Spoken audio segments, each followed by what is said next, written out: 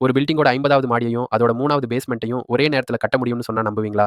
நான் அருண். இது உங்கள் சிவில் பாஸ் சேனல். வாங்க டீடைலா பார்ப்போம். ஒரு சிட்டிக்கு நடுவுல ஒரு பெரிய ஸ்கை ஸ்கிரேப்பர் கட்டும்போது டைம் தான் காசு.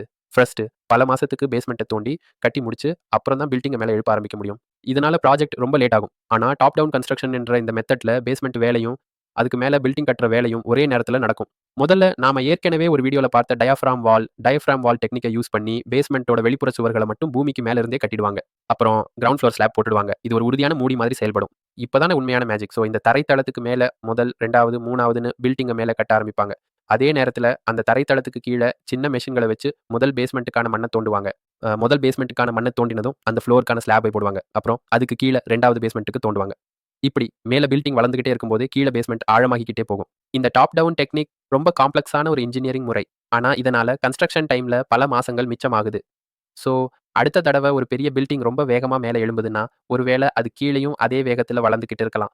இந்த வீடியோ உங்களுக்கு பயனுள்ளதாகவும் சுவாரஸ்யமாகவும் இருந்திருக்கும் என்று நம்புகிறேன். இந்த வீடியோ உங்களுக்கு பிடித்திருந்தால் கண்டிப்பாக லைக் பண்ணுங்க. உங்கள் நண்பர்களுடன் ஷேர் பண்ணுங்க. அடுத்தடுத்த வீடியோக்களை தவறாமல் பார்க்க மறக்காமல் சிவில் பாஸ் தமிழ் சேனலுக்கு சப்ஸ்கிரைப் பண்ணுங்க. உங்களுக்கு வேறு எந்த இன்ஜினியரிங் ரகசியத்தை பற்றி தெரிந்து கொள்ள வேண்டும்? கீழே காமெண்டில் சொல்லுங்கள். நன்றி.